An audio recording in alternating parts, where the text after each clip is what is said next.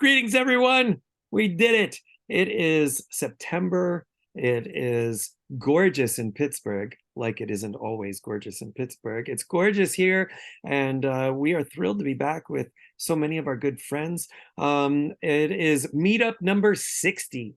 This is we are well into our third year of the virtual Dalcroze meetup, and this marks 60 hours of meetups, all of which you can find through virtualdalcroze.org and click on the archives tab. And if you go to the archives, you can just page through page after page of little topics where we've had some short discussions about the widest range of things. And we encourage you all to go back to the archives when you just need inspiration for something, and see what's there. And then by all means, find something cool. Either record what the video clip is that you thought was really cool, and we'll highlight it better, or maybe say, you know what, you never finished that conversation and we should bring the discussion back up for a future meetup. If there's something that you all would like to talk about, we're here, and we want to keep the conversation relevant to everybody. Veronica has just posted the agenda in the chat if you haven't seen it yet. And I think we can start right off. We got a lot we could talk about today, so let's just quickly jump to some breakout rooms. Our routine for 60 hours has been to start the meetups with the shortest little greet the other people in your closest circle. So I'm going to throw you all into 1, 2, 3. We'll go for 3. I would like to throw you into 3 breakout rooms, and you get 2.5, maybe 3 minutes to say hi to each other. Please introduce yourself. Tell everybody your name, where are you located, and who do you teach? And then I'm going to call you back before you even have time to finish. Ready, set, go.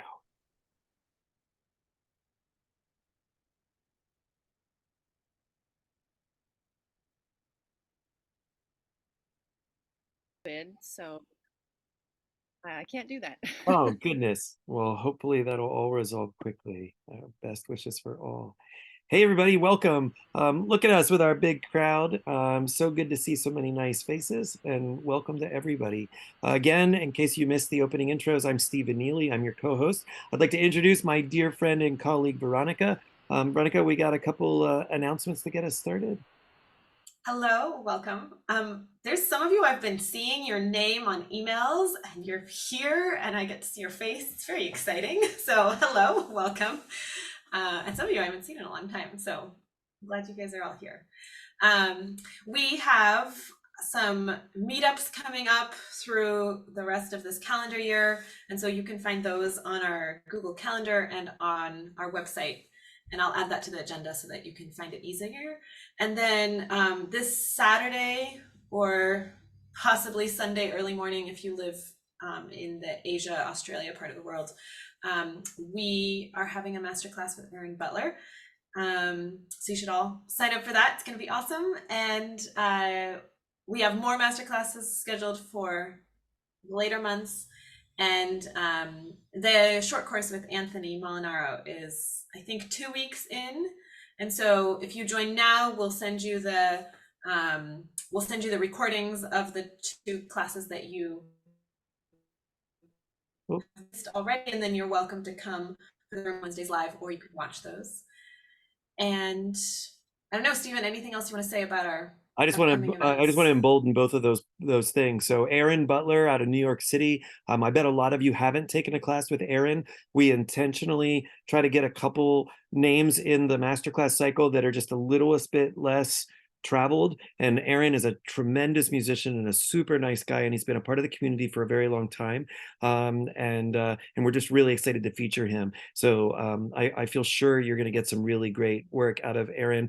He studied closely, I know, some of his time with Anne. Did he also study with Bob Abramson maybe a little bit at his beginning? So he's got some great teachers in his background, and I'm just really excited to feature him here. The upcoming master classes with Beth Ann, and who's our other one? Yiru. You Oh were yeah, going with on. Eru. So Bethan is in Wales, in the country of Wales, and Eru Sai is in Taiwan. And so really flexing our international muscles with getting this roster. We're really pleased to have these teachers from around the world joining us. So I hope everybody will register for those. And then the short course, I actually see Anthony a lot these days. He's doing some work here at Carnegie Mellon, and we were talking just this morning, and he was saying how both excited he is about the work and how it's making him sort of have new realizations. And so Anthony's feeling very awake and very alive in that teaching. If you haven't worked with Anthony Molinaro, you're missing out. The guy's freaking amazing. And so signing up for his recordings and then maybe the last 4 sessions live would very much be worth your time and money. So I encourage you, anybody, particularly people working with the children, Anthony's top tier. And really, any of us working at any level, you're only going to learn by hanging out with Anthony Molinaro. So we strongly encourage that. And that's the announcements. Then I think we're into the agenda of the day. Yep. So Veronica, do you want to introduce our I first? will, yes. And I also wanted to say, I put out a call on Facebook in our Facebook group to nominate someone, and someone actually responded. So Anthony nominated Graham to come present, and we're really happy that that worked out. So you can all nominate someone, a friend, a colleague. They don't even have to be a Dalcroze person. We've had occupational therapists and theater people come and share with us when we thought it was relevant and we could all learn something from it. So Graham is going to talk to us for 5 minutes about the CIM Saturday Music Program. So that's the Cleveland Institute of Music in Ohio in the United States. And then Stephen, should we do your kind of intro? Yeah, we to can the talk about mine roundtable? when after Graham. So let's let Graham do his thing. Oh, and have a little bit of discussion. Sure. Or yes. Yes? Sure. Okay. Let's see what Okay, so Graham we'll has. do a little discussion in response to Graham's, because I think Stephen had more of a discussion planned that he wanted to set up for that roundtable. So, Graham, will you take it away, please? Sure, absolutely. I am thrilled that Anthony nominated me to speak a little bit about the Saturdays at CIM.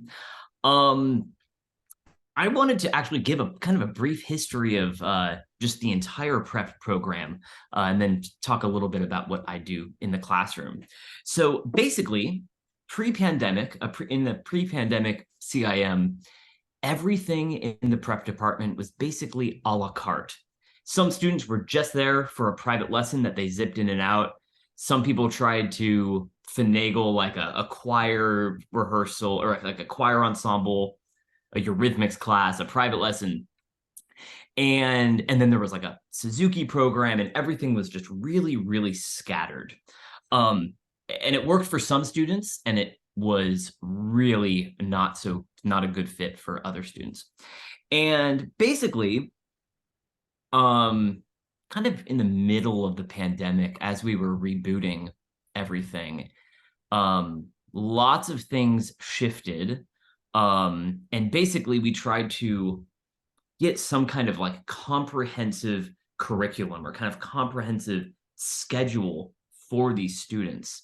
And that was a huge challenge with lots of growing pains. We lost some students, some studios left, but I think we are ultimately better for it, because my classes have just kept growing and growing in size, because basically there's no more scheduling conflicts, and we're all of our departments are trying to work together, which has been great. And I didn't realize it was lacking so much until I started just getting more and more students coming into the classroom. Basically, the CIM prep they've rebranded it as the Academy. It's basically the prep program. And there are 2 distinct sections. They call it, the lower academy and the upper academy, with the cutoff at around 5th grade. The lower academy, all of those students have just 3 classes that they take: a eurythmics class with me, a choir ensemble with Jen Call, and a private lesson. And that's their cycle, their morning cycle. if they really like it and want to continue into the upper academy, things get a bit more rigorous. And they start, I think it's probably 5 class periods in a Saturday, where they have the Eurythmics choir, private lessons, but then there's also a theory class that gets tacked on, and gosh, some other thing like a performance time. It's not necessarily recital time, but like here's how to walk on stage, here's how to, you know, put together a program, those kind of performance things. And so that's in the upper academy. We've made a bit, I'm really excited to hear Stephen talk about the DEI kind of component, because that is something CIM has really tried to embrace in recent years. And we are at 30% fellows, completely paid for scholarships for people in the community that may not afford it. And I think it's a really kind of a cool, it's a cool change, because things were skewing pretty prep school in before all this. And so it's been lovely to see. And we're starting, you know, those fellow programs as young as 1st grade. So once they're in, they can grow through the program. It's not like they have to be exceptional in high school to land a spot. You know, we're starting them very young, which is pretty awesome. On a Saturday, I personally teach around 5 Eurythmics classes, 2 in that lower academy section, and 3 pretty large upper academy classes. As far as content, you know, we focus a lot about reading rhythms and kind of getting into, you know, I spoke a bit about like polyrhythms and cross rhythms and metering. I think we focus a lot on that. And yeah, I try to keep it a bit more rhythmic focused, some slight improvisatory elements. And yeah, I think that's it. How am I doing on time? I think that's probably a good That's little about 5 intro. minutes, and I have a million questions already, so I'm sure you'll get to tell us more. Absolutely. Honestly, if anyone would like to ask any questions, I'd love to answer them. Yeah, So Veronica, anyone- what- Okay, can you- I'll ask mine. Are you the only Eurythmics teacher, or are other people I also am the teaching? sole Eurythmics teacher in the CIM Academy world.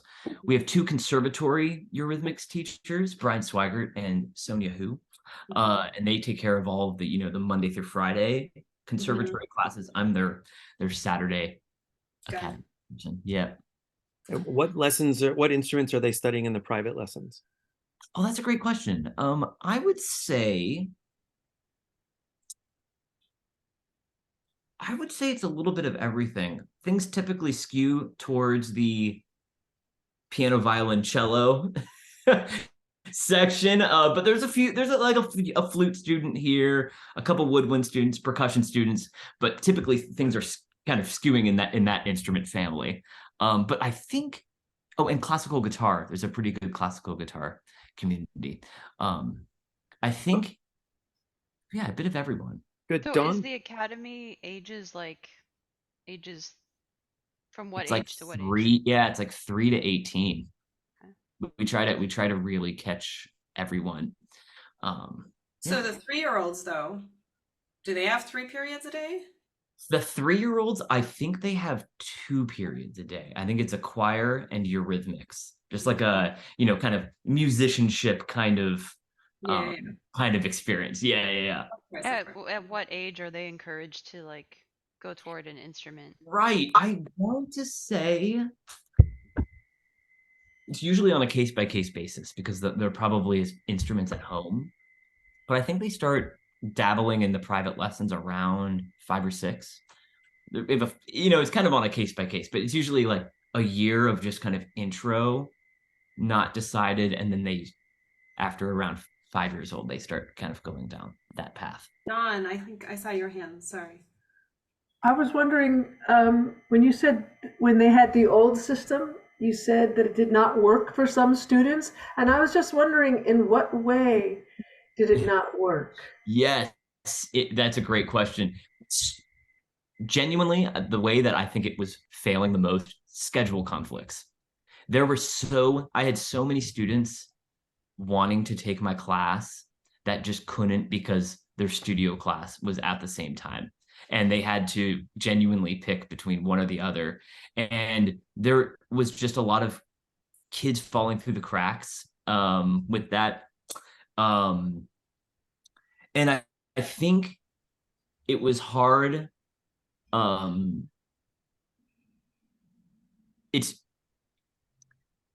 think people didn't want to pay for it, or they wanted to kind of get exactly what they wanted out of it, and it was just it was hard for them to make it work sometimes. So I think that's just kind of I'm Thank you. happy for the change. Yeah. Yeah. Thanks. Yeah. Do you find with the older students, the 17, 18, any particular area that requires more work through eurythmic?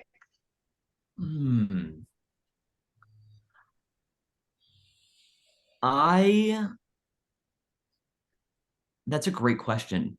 I think that at that age, some people can feel very self-conscious, and there's a lot of, we don't perform all that much, but sometimes I'll ask people to clap something one by one or count something out loud one by one. And I think sometimes in those later teen years, it can feel really scary to do that.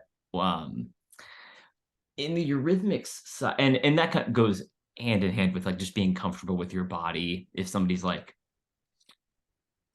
holding their body in a strange way, it can kind of interfere. I've only seen that a handful of times though. Any other questions? I think that at some point in the future, we should probably have a meetup where we talk about these kinds of Saturday preparatory programs, that are the, sort of an encompassing, it's not just a eurythmics class, but it's built into a bigger system in ways that bigger, there's like the one at Carnegie Mellon dates back to the 1950s easily. It's been nonstop since the 50s. It's been going on. And so we know that kind of model exists around. And I think it'd be really cool. It's really interesting hearing that there's a restructuring. And also, it sounds like all the instrumentalists sing in a choir. Is that what you just? That is true. Is that what you told us? Yes, that we're making a bigger push for that. Which I love personally. The idea, because I think in a lot of our situations, as soon as somebody picks up an instrument, then they get pegged as a non-singer, and so they're actually actively pushed away from voice and away from choir. And in my world, choir has just been everything, and it opens so many doors, even if you go on to be a card-carrying instrumentalist. And so I think that's a really, really interesting and fun and lovely thing that's going on there. So congrats on that. I also think maybe next time we have Graham come back, we want an example of an exercise or two that is, something that you do with a lower school and an upper school, something that's been fun, which is what Graham did for us the Absolutely. last time. The last time Graham was, you have to go back to the archives and find Graham in the archives. And Graham shared some exercises. Alice, you got your hand up? Yep, you're muted, Alice. Try again. Okay, there, can you hear me now? Yep. Great. Yeah, I'm teaching in a Saturday school at the Crowden Music School in Berkeley. And I have plenty of children, very young children, 3, 4, and 5, doing eurythmics. And then I'm doing some private teaching, piano teaching. And I noticed that the people who are doing piano never had eurythmics. And there seems to be a separation between the two. And I would love for the philosophy to be everyone should do Eurythmics. That used to be very much pushed and advocated for at the Conservatory of Music in San Francisco, where I also taught. But it's not the case at Crowden. So they think, oh, they're good enough. They're 5, or actually they have to be 6 years old to start piano there. But very often they just start cold, and you can see how much a Eurythmics background would have benefited them, even at the age of 3 or 4, because they have very little sense of rhythm. And I found even children who are in the 5th grade, if they have not had music, at least some kind of music education, they're all over the place. They cannot feel a beat together. So I just wondered if there's any work or advocacy along those lines to say, it's not good enough to say, start your children on an instrument at 5 or 6, give them this background. A lot of that is just the culture of the school. And so if the culture's there, then it's there. And then if it's not there, which is what I think you're describing, then how do we start to build that culture? And I can tell you, we do have a meetup planned probably in the spring that's a little bit of how do we start from zero and start to get some things going. And so that's a discussion we're going to have a long version of for sure in the spring. My experience, I'll tell you, is it's a lot like one of the only ways that I've ever been able to really win in the change the culture or help for instance, the other teachers who never have gone through the work and don't really understand what we do, is to develop personal friendships with those people, or at least professional friendships. If they can feel that we are equal and that I'm not looking down on them in some way, and that I'm not some kooky weirdo who flounces around without his shoes on all day long, but that I'm actually a serious musician who cares, and that I don't think that I'm so far above, or that I'm not so fringe that they don't need to pay attention. That opens up a lot of doors. But it's really almost always come down to that. If the person can feel sort of, if we can sort of have if they can realize I'm a human who isn't super off the wall, then they're more willing to think, oh, maybe there's something going on over in that room, as opposed to, I don't know what it is, it's weird and it seems dumb, so forget it, which is all too easy to say if you don't know what's going on. Yeah, Anybody I else do wanna think jump on that? it's more the parents don't know about it. We don't actually mingle very much. I hardly ever see other teachers, but when I have done, and I told them what they're all in favor of it. Anyone that's heard of it, that's heard of Dalcruz wants to do. And then you just got to corner the parents and tell them they're missing out. I think a lot of places have like an opening day where everybody shows up and people say words in front of them, and so catching that day and then making an appearance or even asking for it. Yeah, I don't think they have that. Yeah. And then there's all sorts of design moves also, where on the registration form you make sure that Eurythmics is higher than other things on the form, and that it's bold, and that it's the word Eurythmics is in the rhetoric. Like those are real moves. That's not being silly or sinister in any way. It's like, no, if you feature it, then it will be featured, and if you apologize for it or ignore it or hide it, then it will be hidden. So I think those are clear. Sorry to monopolize, friends. Anybody else have any another word or two? Graham. I just had a brief comment because I found myself in a bit of a similar experience as you, Alice, because when the prep program was going through a reboot, I felt like I had to kind of schmooze the administration to like, hey, you should really think about having everyone have Eurythmics. And I kept bringing it up and kind of sweet talking them a little bit. And I think I also had the benefit, I joined the prep program just before, like in maybe 2017 or 18, and everyone was really into it. And so between the students really like, they take a survey at the end of every year, and Eurythmics, and they're like, oh, I love Eurythmics. And then the program went through the massive reboot. I had tons of leverage into getting Eurythmics for everyone. And it was just a really kind of strange political game, but that's how I finagled it.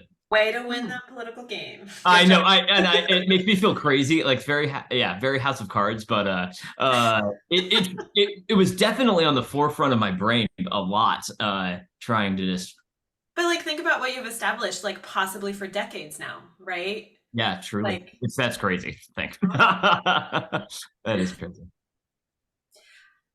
let's move on to part two. Stephen had a roundtable he wanted to introduce, and then we're just hoping to have a discussion about this topic. So this is one that could take a long time, and we will have no trouble filling 30 minutes with this. And so we can bring it back, or we can, anytime anybody wants to talk about any of this, I'm always interested in these kinds of ideas. The quick story is I'm teaching Dalcroze pedagogy this semester, which is something I do every fall at Carnegie Mellon. And one of the things I have the students do is look through a folder of articles. I have a big folder of articles that the students can look through, and I just tell them to half randomly just grab anything and then go visit it for the next week until I see you again. And when you come back, tell me what you bumped into. They don't have to read them deeply. Some of them are way too big for them to have time for. We're just trying to get an overview of kind of how wide is the discussion of Dalcroze and Dalcroze pedagogy. So there's all kinds of stuff in it. There's like original writings from Jacques Dalcroze. There's people writing through all the different decades since 1910 or so. There's things in this folder from all that time. There's things that are very specifically about pedagogy, about teaching. There's some about lesson plans. There's Heather Gell, and there's the Driver sisters, and there's and there's Bob Abramson, and there's all sorts of like big names that we know. And then there's people who are writing articles that we know about medical research and therapy, and it's just a super wide range. And the whole point is you're supposed to just bump into these things, get a little idea, come back and report to the class for 3 minutes about what you read, and then we little by little start to get a sense as to how big is all of this. One of the students 2 weeks ago found the Elizabeth van der Spar handbook, Dalcroze handbook, which is it's a thing. There's like a decent sized book. It was typeset on a crappy what's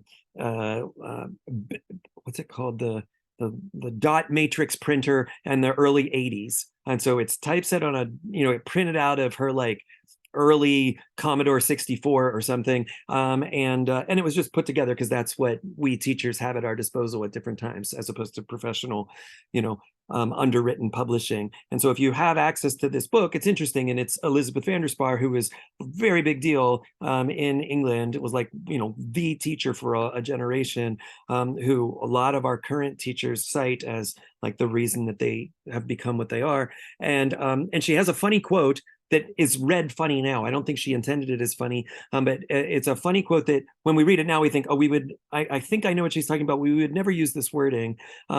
If you see in the agenda, I shared writing in 1984, van der Spar, quoting Jacques Dalcroze, says that where some personality defects existed, personality defects is what I thought was funny, or when a person was not happy with himself for some reason, this was usually reflected in that person's inability to react to musical rhythm.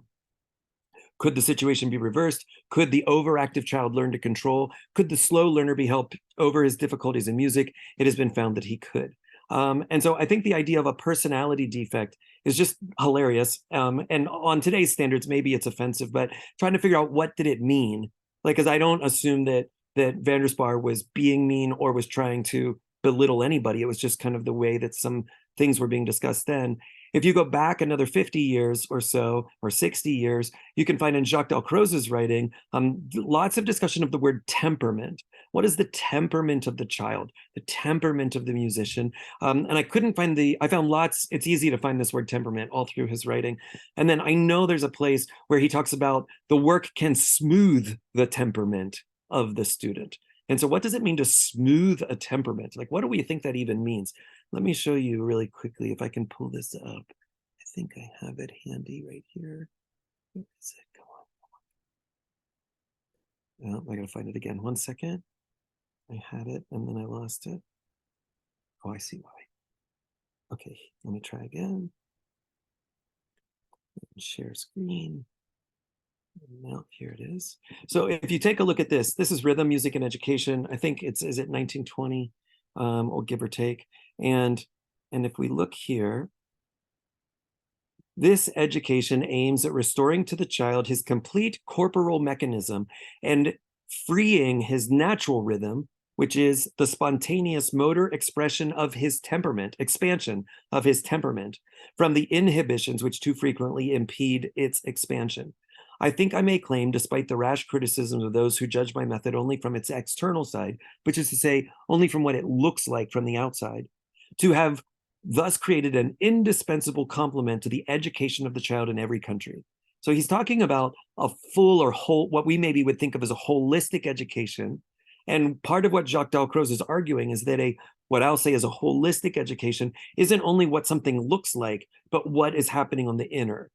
So the temperament of the child, and if you do a search here for rhythm, music, and education, and can find a version that is searchable, which I just found this on I'll actually find the link here for you and give it to you in the chat.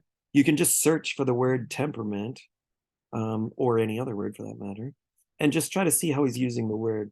So I decided, well, these are interesting things to me, that there are these notions that what we're doing, I mean, the famous quote, of course, is that this is an education in and through music. So obviously it's not hard to say all the ways that we're teaching something about musical concepts, but I know many people in this room have been fascinated for years about, well, yeah, but what about the through music? Like, what else are we learning, or what else is just integral to the work? And I think this idea of what van der Spar is trying to say about helping with personality defects, and what Jacques Dalcroze is maybe talking about temperament and the expanding of temperament, or the permitting of temperament, or the smoothing of temperament, are, to me, just fascinating ideas. And I got lots of examples in my own classes, but I'd be curious if, before I go any further. And then if we have time, then there's also this idea, which I don't think is exactly the same, but I do think overlaps. I said in the announcement for today's roundtable that a lot of times at Carnegie Mellon, at least, we've got the D and the E and the I, diversity, equity, inclusion, but sometimes there's a B stuck on the end of it, belonging. And so how does any institution create equity, diversity, equity, inclusion? And then what would it mean to belong as different than being included? How do you feel like you're actually a member or a part? And I think similar to the difference between sort of music lessons and lessons through music, and what things look like versus what do things feel like. This idea of belonging is an easy one for us to brag about as well. So any of the above. Do you have a personality defect personally, and would you like to talk about it in front of the big room? Or do you want to talk about your temperament or the temperament of our students, and what maybe Jacques Dalcroze or van der Spar were talking about when they're saying there's some frictions, and then maybe there's some smoothing of these frictions that we see in our classrooms. And then maybe anybody wants to talk about what it means to belong in a community. So there you go. We got 22 Thank minutes. you. Thank you so much. Jennifer. I know it wasn't Jacques Dalcroze who used the word the personality defects, right? No, that was van der Spar quoting Jacques Dalcroze. And I haven't followed the citation to see where was the French and how was something. Well, one idea could be, if you think about personality defects, and we all have our idiosyncrasies and things. I think that part of the Dalcroze classroom is like this element of transcendence too. And like you get totally wrapped up in an activity and you kind of like forget yourself in a way. And so when that happens, we can kind of like those hard edges or those things that are very particular to us can sort of just evaporate or kind of just go into what we're doing with the group, kind of this idea of transcendence. That doesn't mean that we won't retain who we are and like our idiosyncrasies and all those things, but there might be that might be part of what he's saying. Yep, I totally think that's in there. And the one of the things that makes me think of is that not only are we permitted these flow states, which is another way I think of that transcendence and forgetting of myself in some ways, not only are we permitted them, but we're actually aided in rehearsing them. So it's not like it happened once. I went to the concert and it lifted me out of my seat and then I went home and that was it. But it's part of our routine. And so in some way we're rehearsing in your words, transcendence, or we're rehearsing focus and flow, or we're rehearsing the difference between feeling frictions around me and feeling sort of grace and ease. And so I think there's something extra in that, that maybe would be a version of, yeah, my hard edge or my weird idiosyncrasies that don't seem to jive with other people, and yet we get to rehearse being with. Catherine? Oh, yeah, this is not thought out. This is just a reactions to that personality defect. When you said that, I said, "Oh yes, heck yes, that's a personality defect." You know, if you can't move. And I immediately thought of societies. Well, where was it? Cleveland in January. We had that drumming thing at the end that was just stunning. And I thought of societies where that's part of what you do, and it's a small group, it's a village. And wouldn't somebody be considered kind of a defective if they weren't part of that? You know, part of their group and their family. And then personally, yeah, I was, you know, studying piano and flute very seriously, but I would not open my mouth to sing anything for my piano teacher until I got to first year of college, and I had to take choir, and it was so wonderful, you know. So, you know, I can sort of identify with that. And then the other little piece of just things flitting into my mind is folk dancing. It feels very much like everybody not should do it, but it's a human thing, and therefore Elizabeth van der Spar is kind of right that these things are personality. Anyway, those are my reactions. Yeah, and I'll just say, just so that we have it on tape here, that we don't believe that anybody has a defective personality. You know, like, and I know you don't believe that, and like in 2023, the wording in 2023 doesn't assume that anybody is defective by default or such. However, there are ways of being more or less with, to be more or less embodied, to be more or less in community, to be more or less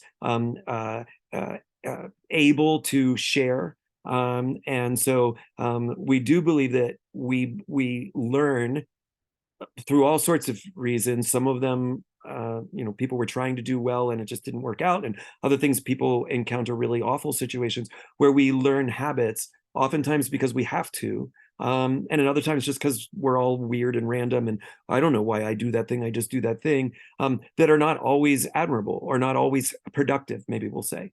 And so I think a lot of what the musicianship training is doing is saying, yeah, you're a musician, but actually some of the music habits you've brought along to my class, first year of college, they're actually not going to help you survive on the main stage. So let's take a moment and work on your defective musicianship, even though, of course, we don't use that wording.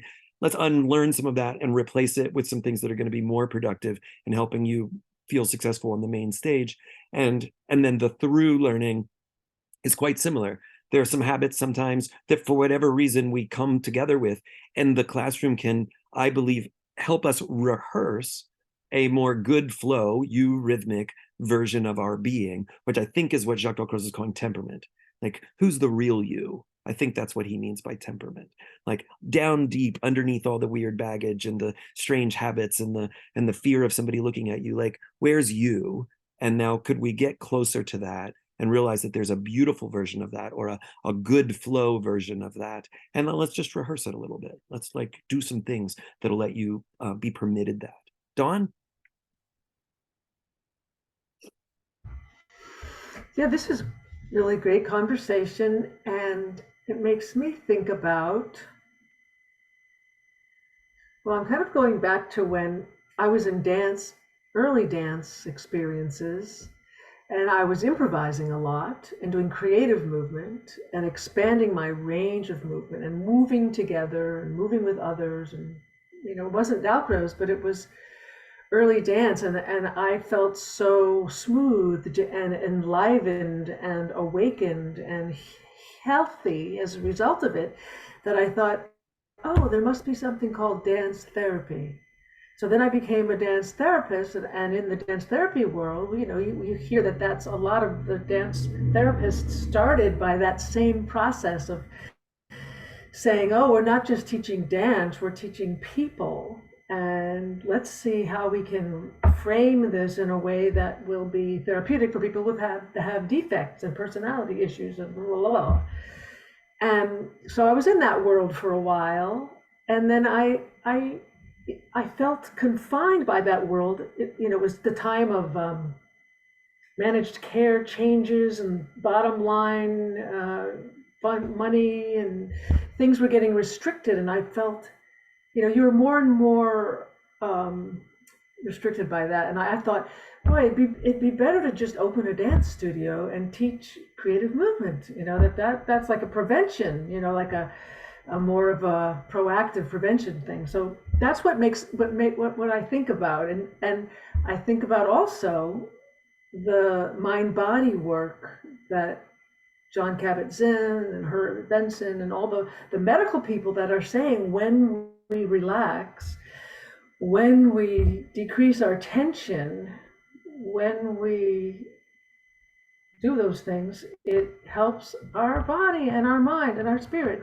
And I think that Dalcroze discovered that early on, that kind of, and then you have the added piece of the expressive part, the expression and the range of expression. It's great. But I also think in terms of belonging, that Dalcroze can also be formulative and formulaic, and it can be exclusionary sometimes. I think in some ways we have we follow a teacher, we follow a Dalcroze guru, and we form a sort of society around that Dalcroze guru, and we think that this is what we're all supposed to be doing, and some people will say, oh, I don't fit into that. Like we're capable. I think anyone's capable of I think inherently that sense of working together and adapting as a teacher, adapting. That's the very inclusive part of our work.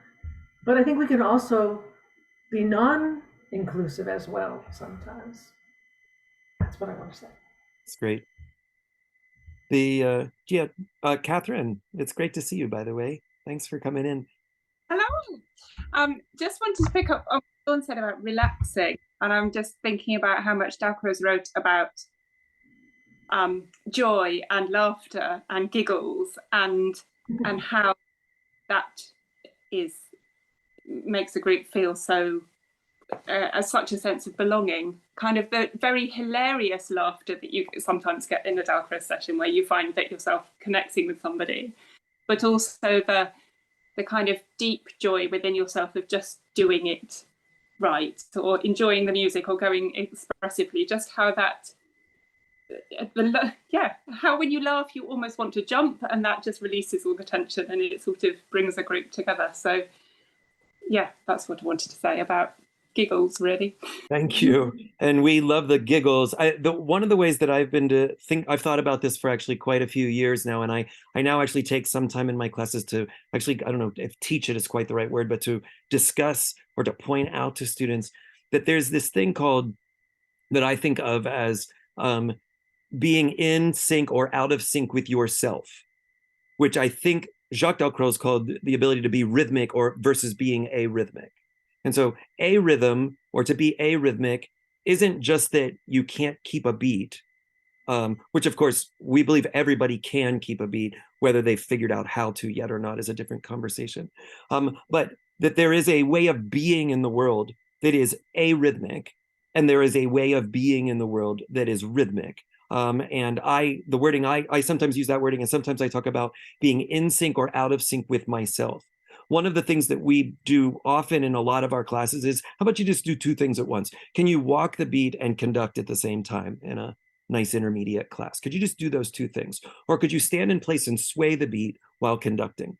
And what I find with my average 20-year-old student is I only have to overwhelm them a littlest bit, and they might conduct 2 bars of 3 patterns perfectly, but actually only sway 5 times instead of 6 in the space of those 6 beats. They knew the beat with part of their body, and yet another part of their body arrhythmic or out of sync. And so we're spending a lot of time in my classes trying to align part of me with another part of me. And that was just mind-blowing to me, the possibility that I could be out of sync with myself, because I have always thought, I was raised to think I am myself. There is just me. How would I be out of sync with me? I am me. And it's actually not, I don't believe it's true at all anymore. I think it's actually quite common, maybe mostly common, that we're really not in sync with ourselves. And so when I heard Catherine talking about the joy of, in my mind, what I went to was the joy of performing. Like when I'm in an ensemble with others and we actually get to the thing and it happens, it's like the best thing I've ever had in my life. And I think partly what I'm enjoying is the harmony, the harmonizing of me with you. And so, and I can't be harmonized with you if I can't first be harmonized with myself. So I have to feel deeply, and it's my feeling that lets my performing be synced up. And then only because I'm so solid in that can I join you, and now we can make something more than the separates of us. And so I think of that as a kind of me, my temperament being revealed or smoothed, or, you know, my defective arrhythmic disposition to the world being rehearsed out of me as I work with others. Rebecca. Sorry, can I just come back on that? I think it's also not a case of we are then suddenly in sync, because some days we feel it and some days we don't. And that realization that sometimes we're fuzzy and it's okay to be fuzzy, and we should embrace being fuzzy, because we know where we want to be, but we can't always be there. So it's not we're there or not, it's sometimes. Very nice. We're half in a lesson and then we're not. Which is the nature of the follow. So, I mean, most of our exercises encourage that, but I think of the follow as the whole point of the follow is something's going to change. It's going to force you to be fuzzy until you catch up to the follow and find it again. Now something's going to change. You didn't know it was about to change. You're forced fuzzy, and now you have to go search for it and then find it again. And again, we're rehearsing getting back into sync, which is, I think, quite identical to me being in sync with myself every day. All right, now Rebecca. I don't know the citations of it, but I know that there are quite a few researches, projects and activities that have taken place tracking biometrics of people who do music together and do things together. And I think that although they did not have a way to track that at the time when they were discussing these things in these readings, I believe that that experience is something that they've all had. And knowing that if we all do the same thing musically together, our heartbeats line up, our biometrics line up, and that is a way of belonging on a level that we don't even know is happening. That is go ahead. No, I was going to say that's the stuff. That's totally the stuff. It is such a profound way of being that people outside of these kinds of circles don't understand how profound it can be. I love that we can track that now, you know.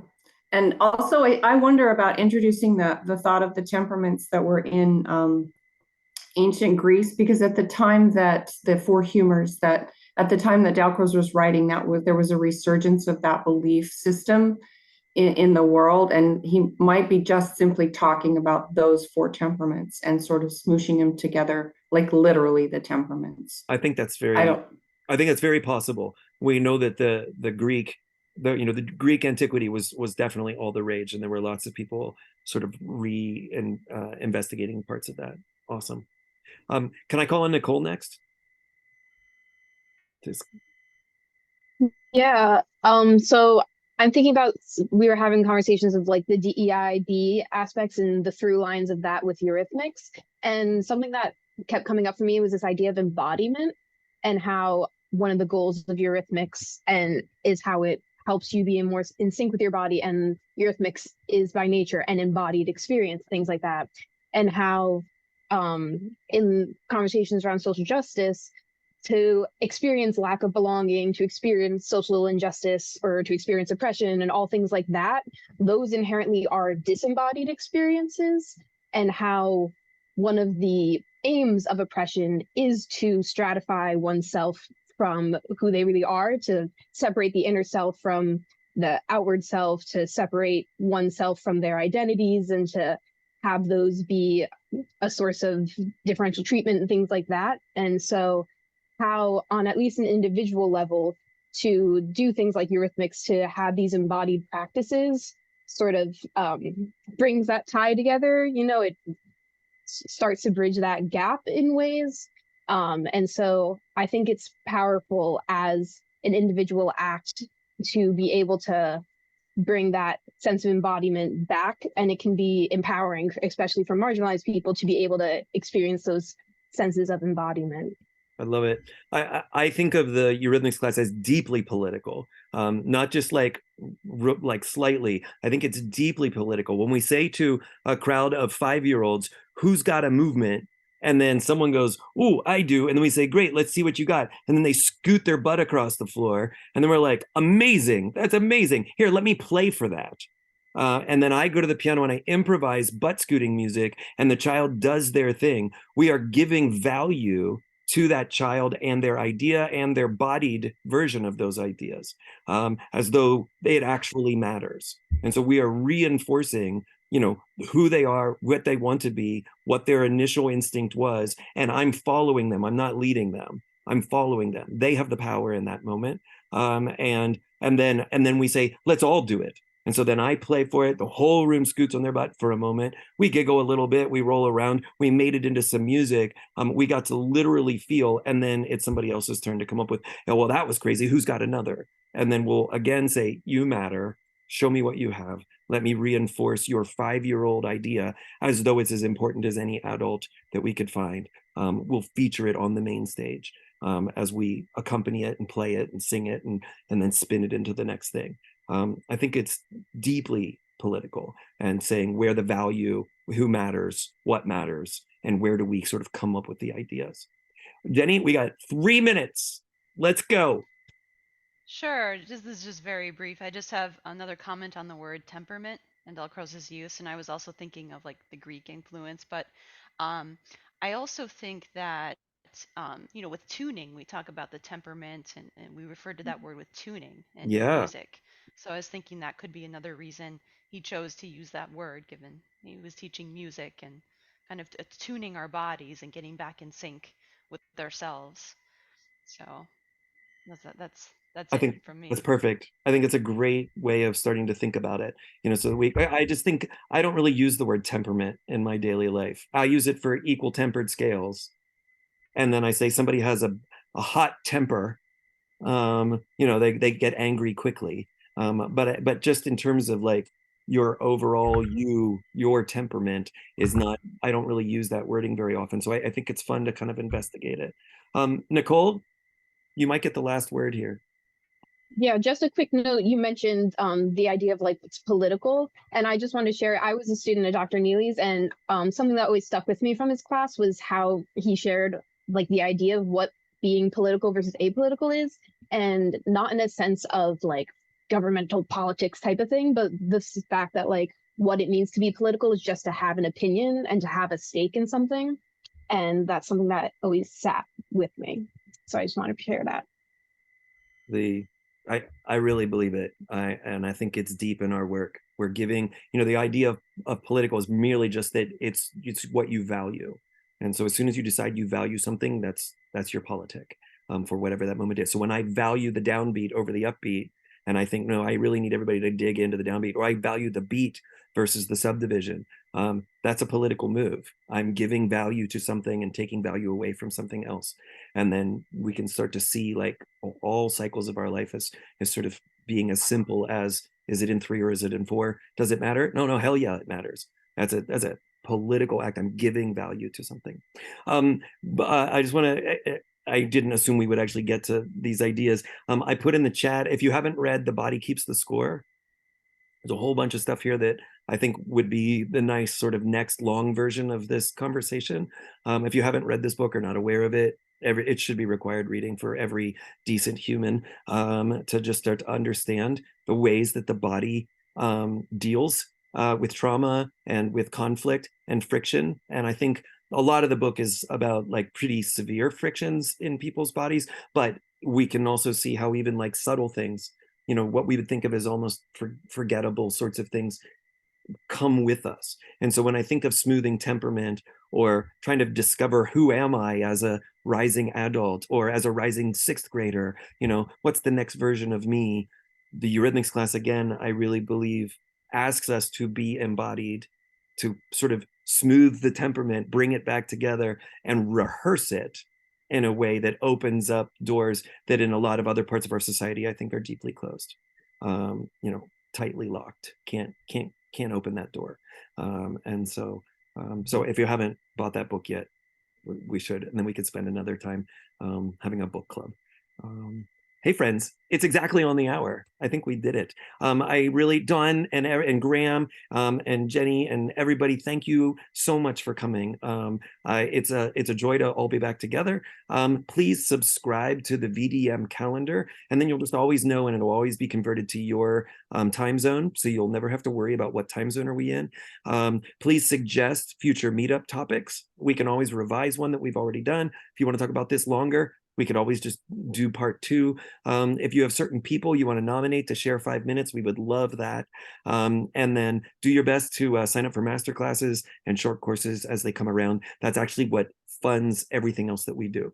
And so it'll both be great learning for you, and it also helps sort of keep the wheels lubricated as we keep trying to do all the things at the VDM. I think that's it. Thank you, everybody. Really nice to see you all. Thanks for being here. Okay, all right, and